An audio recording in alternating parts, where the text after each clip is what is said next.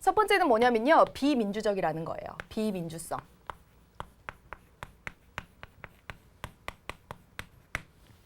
보세요. 선생님이 교장 선생님하고 뭔가 상의한다거나 이런 경우가 별로 없어요. 학교에 소풍은 언제 갈지, 그 다음에 또는 방학은 언제 할지 이런 것들은 다 위에서 정해져서 내려옵니다. 위에 의사가 아래로 떨어지죠. 위의 의사가 아래로 떨어집니다. 또는 상명하달이라고 얘기합니다. 또는요, 이걸 이렇게 얘기해요. 위에서 아래를 보고 명령을 내리는 체제잖아요. 그래서 하향식이다. 이렇게 얘기를 합니다.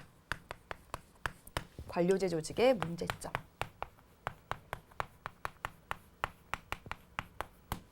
또 살펴볼 수 있는 것이 뭐냐면 비능률성이에요.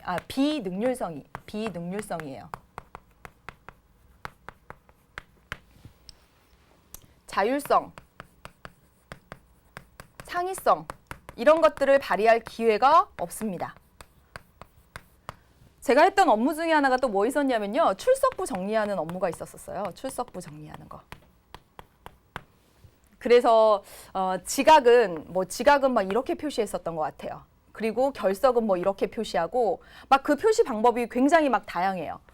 그래서 우리 반이 지각 결석이 굉장히 많은 반이었는데 이것들 표시하기가 너무 그런 거예요.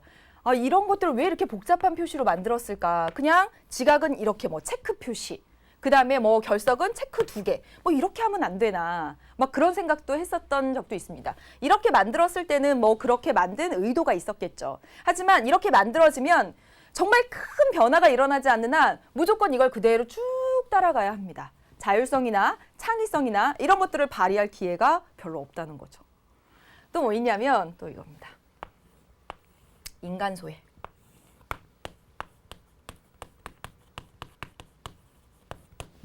말씀드렸었죠. 규칙, 절차, 문서 이런 것들을 강조해요. 방금 전에도 말씀드렸다시피 내가 꼭 아니어도 누구든 규칙과 절차 이것들을 매뉴얼이라고 합니다. 매뉴얼에 따라서 누구든지 아무나 그 자리에 그 업무만 맡게 되면 누구나 그 업무를 할 수가 있어요. 정말 박봄이라는 사람이 필요해서 박봄 너만이 모의고사 업무를 할 수 있어.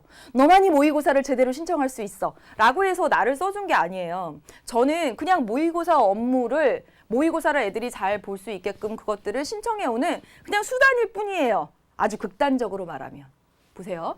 관료제 조직하에서 한 사람들은 그 사람이 어떤 목적적인 존재고 가치를 지녀서가 아니라 규칙, 절차, 정해진 문서에 따라서 그냥 수동적으로 일을 하는 존재가 되고 그 가운데서 사람들은 인간 소외를 느낀다는 거죠. 되셨나요? 이제 가장 중요한 제일 많이 얘기되는 문제점이 바로 이겁니다. 왜냐하면 목적 전치예요. 목적 전치는 목적과 수단이 바뀐 현상. 잘 보세요. 이 전자가 뭐냐면요. 이전한다. 뭐 옮기는 거죠. 이게 구를 전자입니다. 구를 전. 그리고 치가 위치. 목적이 제 위치를 못 찾고 막 굴러다녀요. 목적과 수단이 뒤바뀌었다라는 것이 바로 목적 전치입니다. 학교에서 어떤 일이 있었냐면 그 어려운 학생들에게 학비를 지원하죠. 학기 초, 그 다음에 2학기 시작할 때 그렇게 한 2번 정도 이 학비 지원을 하게 되는 것 같아요. 어려운 학생들을 도와주려는 목적에서 학비 지원을 하게 되는 거죠. 그런데 이제 누구를 도대체 어떤 학생들에게 학비 지원을 할 것인지 그 대상을 아주 객관적이고 공정하게 선정해야 되죠. 그렇기 위해서 수단을 뭘 쓰냐면요. 의료비, 의료보험료를 기준으로 해서 학비를 지원합니다. 다시 말하면 의료보험료가 아주 적게 내는 그런 집의 그 학생들, 그 가정의 학생들부터 학비 지원을 하기로 합니다. 거의 대부분의 학교들이 이 방식을 써요. 왜냐하면 이 의료보험료라고 하는 것은 자신의 소득만큼 더 많이 나오고 소득이 많으면 많이 나오거든요.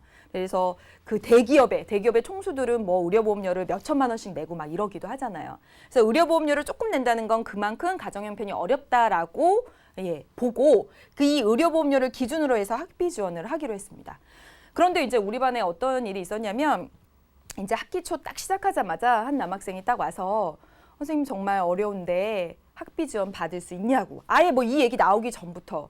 그래서 어떤데 그랬더니 뭐 아빠는 어떠시고 엄마는 어떠시고 지금 그래서 동생도 어떤 상황이고 뭐 자기가 어떻고 막 이렇게 얘기를 하더라고요. 그래서 아, 꼭 받았으면 좋겠고 좀 있으면 학비 지원 서류 내라고 하니까 살짝 의료보험 그 영수증 그거 어머니한테 부탁드려서 가지고 와 그랬어요.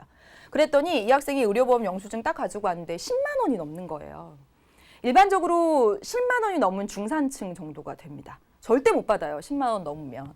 그래서 어머니께 전화를 드렸어요. 아이고 이거 10만 원이 넘어서 받으실 수가 없다고. 왜 10만 원이 이렇게 넘냐고. 그랬더니 그 정말 가정 형편이 어려운 건 정말 맞는데 그 아버지가 그 집안 문중에 장손인 거예요. 그 집안에. 그래서 그 집안의 땅 있잖아요. 저 시골에 정말 아무 쓸모도 없는 팔리지도 않는 그런 땅이 있잖아요. 그 땅이 아버지 명의로 되어 있는 거예요. 지금 뭐 이 아버지가 자신의 의도로 팔 수도 어쩔 수도 없는 그래서 막 같이 공동의 묘지 이런 것들을 하는 그런 집안의 땅이 이 아버지 이름으로 되어 있으니까 땅이 있기 때문에 의료보험료가 많이 나오는 거죠. 재산이 많은 것으로 이제 돼서. 그럼 잘 보세요. 분명히 목적은 뭐였냐면 학비 지원이었어요. 그런데 이 목적을 수행하려고 만들어 놓는 이 수단이 더 중요해져서 이 목적을 이룰 수 없게 된 거예요. 그 학생에게 학비 지원을 못 해주게 된 거예요. 이 수단 때문에.